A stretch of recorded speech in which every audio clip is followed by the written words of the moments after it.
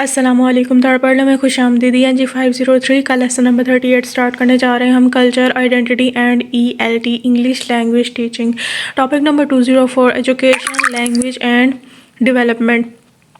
Relationship between language and education जी। Holiday divided language learning into three heuristic categories relevant to English language teaching। 3 heuristic categories में उसने language learning को divide कर दिया है। वो कौन कौन सी हैं? language learning, learning through language, learning about language. इसका हम आगे डिटेल से पढ़ेंगे। Language education and development are interrelated in language acquisition MCQs। सबसे पहले जी लैंग्वेज लर्निंग पे आ जाएं। सबसे पहले ये है कि इसमें आप क्या करते हैं, लैंग्वेज को लर्न करते हैं। इसमें टीचर आपको क्या करवाती है, आपको उस लैंग्वेज जो आप सीखने जा रहे हैं, मिसाल के तौर पर आप इंग्लिश सीखना चाहते हैं तो आप उसे लर्न करते हैं। आप उसके ग्रामेटिकल स्ट्रक्चर लर्न करते हैं, उसकी वोकैबुलरी लर्न करते हैं, उस लैंग्वेज में कैसे कम्युनिकेशन करनी है वो टीचर आपको सिखाती है, उसको बोलते कैसे हैं, स्पोकन कम्प्रीहेंशन उसको सिखाती है, उसकी रिटन फॉर्म्स आपको सिखाती है। ऑल अबाउट लैंग्वेज लर्निंग आप इस क्लासरूम में करते हैं। ठीक है, लैंग्वेज लर्न करते हैं जैसे कि नाम से जाहिर है। लर्निंग थ्रू लैंग्वेज मतलब लैंग्वेज के ज़रिए आप कुछ सीख रहे हैं। तो इसमें क्या होता है इस क्लासरूम में, इसमें आपको डिफरेंट सब्जेक्ट भी उस लैंग्वेज के फॉर्मेट में ही समझाए जाते हैं, सिखाए जाते हैं। मिसाल के तौर पर हमारे स्कूल में, हमारे एजुकेशनल सिस्टम में खाली इंग्लिश ही तो नहीं सब्जेक्ट जो इंग्लिश में पढ़ाया जा रहा है। हमारी साइंस इंग्लिश में है, हमारी मैथ इंग्लिश में है, हमारा हर सब्जेक्ट तकरीबन इंग्लिश में है। तो इसमें आप लर्निंग कर रहे हैं थ्रू लैंग्वेज। वो जो टीचर है वो आपको ऐसा कंटेंट दे रही है, ऐसी चीज़ें सिखा रही है जिसमें आप साथ साथ अपनी इंग्लिश भी सीख रहे हैं, साथ साथ अपनी लैंग्वेज भी सीख रहे हैं। तो आप लर्निंग कर रहे हैं थ्रू लैंग्वेज। ठीक है, और इसमें कुछ टेक्निक वो फिर यूज़ करती है और वो टेक्निक यहाँ पे उन्होंने एक नाम दिया है स्कैफ फोल्डिंग। स्कैफ फोल्डिंग क्या होता है? एक मदद करना, एक्सपोर्ट करना। बच्चे को टीचर जो होती है स्कैफ फोल्ड करती है, सहारा देती है बच्चे को उसकी लर्निंग में, लर्निंग थ्रू लैंग्वेज में। ठीक है, बेसिकली इसमें जो है मैंने आपको पहले भी बताया कि डिफरेंट लेसन्स जो हैं वो उस लैंग्वेज के ज़रिए आप सीखते हैं। लर्निंग अबाउट लैंग्वेज, इसमें जी आप जो लैंग्वेज सीखने गए हैं आप उसको उसके बारे में सीख रहे हैं। लर्निंग अबाउट लैंग्वेज, उसके बारे में मतलब कि उसकी हिस्ट्री, कहाँ से वो शुरुआत हुई, कहाँ तक वो पहुंची, उसमें क्या क्या चेंज आया, उसकी रिटन फॉर्म क्या है, उसकी स्पोकन फॉर्म क्या है, उसके वोकैबुलरी क्या है, उसमें मुज़क्कर मुअन्नस क्या है, उसके प्रोवर्ब क्या है, फलाना टमकाना जो भी कर छोड़ते हैं आप उसके अंदर PhD। ठीक है, तो इसमें आप लर्निंग अबाउट लैंग्वेज करते हैं इस क्लासरूम में। ठीक है, topic number 205, ideology, language varieties and culture. इसमें जी अब आप ELT क्लास में या लैंग्वेज का रिलेशनशिप क्या है आइडियोलॉजी से, लैंग्वेज वेराइटीज़ से और कल्चर से। सबसे पहले जी MCQ से आपने पढ़ लेना है कि सिम्पसन क्या कहता था आइडियोलॉजी के बारे में। मुझे नहीं लगता मुझे आइडियोलॉजी को अब एक्सप्लेन करना पड़ेगा। ठीक है, अच्छा, उनका कहना है the relationship of language and ideology has been explicitly studied in CDA MCQs। अब ये आखिरी के चैप्टर है, इसमें इतना कोई डिटेल में समझाने वाला नहीं है कि मैं आपको डिटेल में समझाऊँ। इसमें ज़्यादातर MCQs ही हम पढ़ेंगे। ठीक है, Fairclough ideologies are Fairclough ideologies are acquired, expressed, and enacted with the help of language. He further contended that any variable structure of language is ideologically marked. Fairclough का क्या था? बेसिकली आइडियोलॉजी और language का क्या relationship है कि जो इंसान की आइडियोलॉजीज़ होती हैं, जो उसके अकीदे होते हैं, नज़रियात होती हैं, वो किसके ज़रिए वो एक्सप्रेस करता है? ऑब्वियसली लैंग्वेज के ज़रिए एक्सप्रेस करता है। तो ये उसका बड़ा गहरा ताल्लुक़ है लैंग्वेज और आइडियोलॉजी का। और ये फेयरक्लॉफ का कहना है कि आपकी जो लैंग्वेज में ज़्यादातर वेरिएबल मार्क्ड होते हैं आइडियोलॉजिकली, मतलब जिस तरह के आपके नज़रिए होंगे ना उसी की तरह आपकी लैंग्वेज होगी, उनका ये कहना है।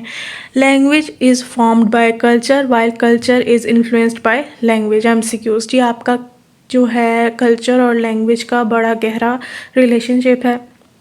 आपकी लैंग्वेज आपके कल्चर से इन्फ्लुएंस्ड होती है, आपका कल्चर आपकी लैंग्वेज से इन्फ्लुएंस्ड होता है। कैसे? मिसाल के तौर पर हमारे मुल्क के हमारा कल्चर में क्या है कि बड़ों की रिस्पेक्ट करनी है, तो उस रिस्पेक्ट के जो एक एलिमेंट है वो हमारी लैंग्वेज में पाया जाता है कि हम बड़ों को आप कहते हैं। वरना इंग्लिश में तो हर चीज़ को, हर इंसान को बुलाने के लिए यू ही इस्तेमाल होता है ना, हमने यहाँ पे बड़ों को आप कहना होता है क्योंकि हमारे कल्चर में ये रिस्पेक्ट का एलिमेंट पाया जाता है बड़ों के लिए। वैसे हम तुम कह दें चाहे बच्चों को, है ना, ऐसा ही होता है ना। तो ये जी हमारा कल्चर जो है हमारी लैंग्वेज पे इन्फ्लुएंस्ड होता है और हमारी लैंग्वेज हमारे कल्चर पे इन्फ्लुएंस्ड होती है। ठीक है। Language is the medium of culture. MCQs कि जी लैंग्वेज एक मीडियम है जिसके ज़रिए आपका कल्चर पता लगता है।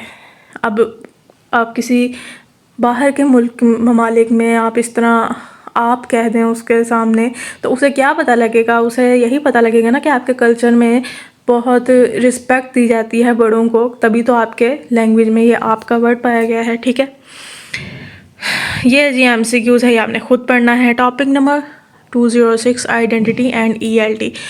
नॉर्टन क्या कहता है? To Norton identity is how people understand their relationship to the world, how that relationship is constructed across time and space, and how people understand their possibilities for the future। ये identity simply ये है कि आप क्या समझते हैं खुद को, क्या आप वर्ल्ड को दिखाना चाहते हैं अपना आप, क्या आपका एक आइडेंटिटी है जो आपने कंस्ट्रक्ट कर ली है अपनी नज़र में, दुनिया की नज़र में।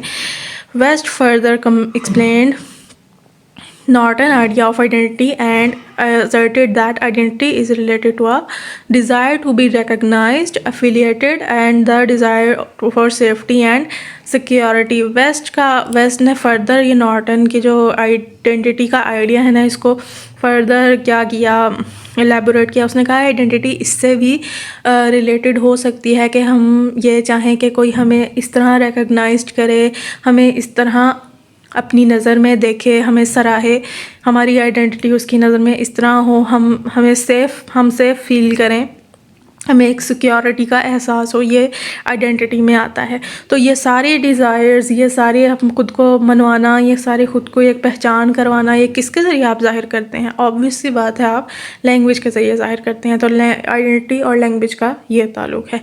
Topic number 207 ownership of English language.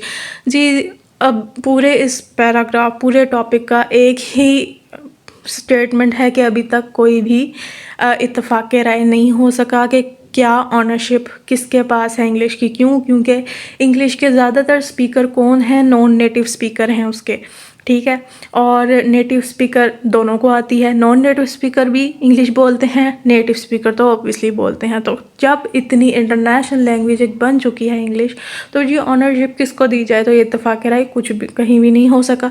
ये एक MCQ है, ये आपने देख लेना है। A study in Japan found that students believe that it is wrong to devalue any variety and English and compare it to the language of native speaker. जी Japan में ये स्टडी किया गया कि स्टूडेंट जो हैं वो बिलीव करते हैं कि ये गलत है कि आप किसी भी इंग्लिश की वैरायटी को कमतर समझें उसकी नेटिव वैरायटी से, मतलब ब्रिटिश और अमेरिकन वैरायटी के अलावा अगर जो दूसरी इंग्लिश की वैरायटीज़ बन चुकी हैं आप उसको डीवैल्यू करें या कंपेयर करें। ये जी समझा गया है, फजूल बात। Topic number 208 linguistic imperialism. जी लिंग्विस्टिक इम्पीरियलिज़म क्या होता है? इम्पीरियलिज़म से मुराद कब्ज़ा। लिंग्विस्टिक इम्पीरियलिज़म लैंग्वेज का कब्ज़ा। Linguistic imperialism means the transfer of dominant language and all the aspects of its culture to the speaker of other languages.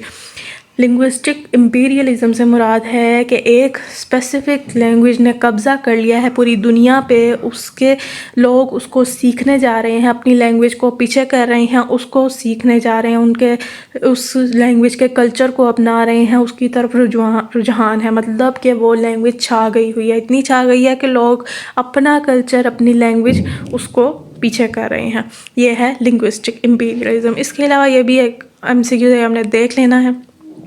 Pakistan में जी क्या समझा जाता है? In Pakistani context we can assume that there is an asymmetrical relationship between west South Asia, ये बस एक रट्टा लगाने वाली चीज़ है, ठीक है।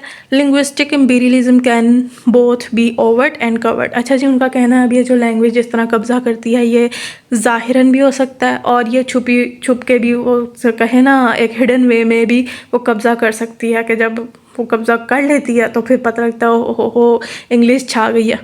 It can take place consciously and unconsciously. कब्ज़ा जो होता है कल्चर में, कोई चीज़ जब आम होती है वो कॉन्शियसली भी की जा सकती है, वो अनकॉन्शियसली भी की जा सकती है, but the end result always reflects hegemonic beliefs, dominant attitudes and values. But at the end of the result यही है कि जब कब्ज़ा हो जाता है तो क्या होता है कि जी उसे ही डोमिनेंट समझा जाता है, उसी को ही हुकूमत उसकी समझी जाती है और उसी को वैल्यू दी जाती है, ठीक है। बस जी इसी के साथ होता है हमारा लेसन ख़त्म। अपना ध्यान रखें, दुआ में याद रखें। अल्लाह हाफ़िज़।